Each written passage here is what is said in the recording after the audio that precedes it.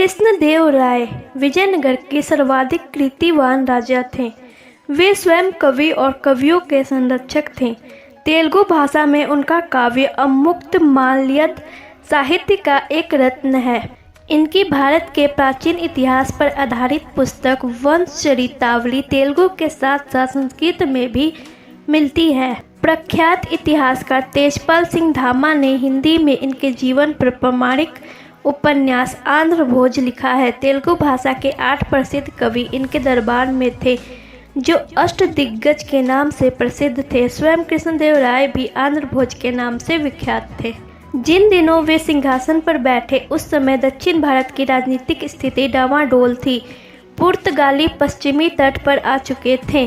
कांची के आसपास का प्रदेश उत्तम ततुर के राजा के हाथ में था। उड़ीसा के गजपति नरेश ने उदयगिरी से नेल्लोर तक के प्रांत को अधिकृत कर लिया था। बहमनी राज्य अवसर मिलते ही विजयनगर पर आक्रमण करने की ताक में था। कृष्णदेव राय ने इस स्थिति का अच्छी तरह सामना किया। दक्षिण की राजनीति के प्रत्येक पक्ष को समझने वाले और राज्य प्रबंध में अत्यंत कुशल श्री अप्पा जी को उन्होंने प्रधानमंत्री बनाया। उत्तम ततुर के राजा ने हार कर शिवमुद्रम के दुर्ग में शरण ली, किंतु कावेरी नदी उसके द्वीप दुर्ग की रक्षा न कर सकी। कृष्णदेव राय ने नदी का बहाव बदलकर दुर्ग को जीत लिया। बहमनी सुल्तान महमूद शाह को उन्होंने बुरी तरह परास्त किया। रायचूर, गुलबर्ग और बीदर आदि दुर्गों पर विजयनगर की ध्वजा फहराने लगी, किंतु प्राचीन हिंदू राजाओं के आदर्श के अनुसार महमूद शाह को फिर से उसका राज लौटा दिया और इस प्रकार यवन राज्य स्थापनाचारी की उपाधि धारण की। 1513 ईस्वी में उन्होंने उड़ीसा पर आक्रमण किया और उदयगिरी के प्रसिद्ध दुर्ग को जीता। कोंडवीडु के दुर्ग से राजकुमार वीरभद्र ने कृष्णदेव राय का प्रतिरोध करने की चेष्टा की, पर सफल न हो सका। उक्त दुर्ग के पतन के साथ कृष्ण तक का तटीय प्रदेश विजयनगर राज्य में सम्मिलित हो गया। उन्होंने कृष्णा के उत्तर का भी बहुत सा प्रदेश जीता। 1519 ईस्वी में विवश होकर गजपति नरेश को कृष्णदेव राय से अपनी कन्या का विवाह करना पड़ा। इसके पश्चात कृष्णदेव राय ने कृष्णा से उत्तर तक का प्रदेश गजपति को वापस कर दिया। जीवन के अंतिम दिनों में कृष्णदेव राय को अनेक विद्रोहों का सामना करना पड़ा था।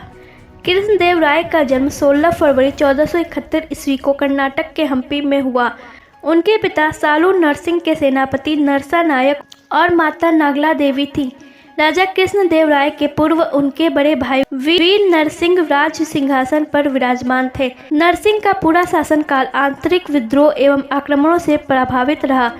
वीर नरसिंह के देहांत के बाद 8 अगस्त 1509 ईस्वी को कृष्णदेव राय का विजयनगर साम्राज्य के सिंहासन पर राज तिलक किया गया।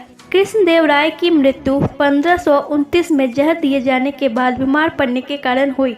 मृत्यु से पहले कृष्णदेव राय बेलगाम पर हमले की तैयारी कर रहे थे, जो उस वक्त आदिल शाह के कब्जे में था। मृत्यु से पूर्व कृष्णदेव राय ने अपने सौतेले भाई अच्युत देव राय को अपना उत्तराधिकारी घोषित किया था। कृष्णदेव राय कन्नड़ भाषी क्षेत्र में जन्मे ऐसे महान राजा थे जिनकी मुख्य साहित्यिक रचना तेलुगु भाषा में रचित थी। कृष्णदेव राय तेलुगु साहित्य के महान विद्वान थे। उन्होंने तेलुगु के प्रसिद्ध ग्रंथ अमुक्तमाल्यद की रचना की। उनकी यह रचना तेलुगु के 5 महाकाव्यों में से एक है।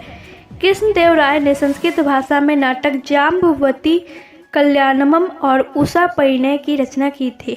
कृष्णदेव राय एक महान एवं कुशल प्रशासक होने के साथ साथ एक महान योद्धा भी थे, जिन्होंने अपने शासनकाल में विजयनगर साम्राज्य का काफी विस्तार किया था और उनका साम्राज्य एक आदर्श साम्राज्य बन गया था। कृष्णदेव राय जी एक प्रभावी शासक ही नहीं बल्कि एक जाने माने कवि एवं प्रसिद्ध संगीतकार भी थे, जो कि अपने दयालुता के लिए भी काफ़ी प्रसिद्ध थे। आपको ये वीडियो कैसी लगी कमेंट करके ज़रूर बताएं, और अगर आप इस चैनल पर नए हैं तो चैनल को सब्सक्राइब कर लें, साथ ही बेल आइकन को भी प्रेस करके ऑल पे क्लिक कर लें ताकि सारी लेटेस्ट वीडियोज़ की अपडेट आपको मिलती रहे। फिर जल्दी मिलते हैं।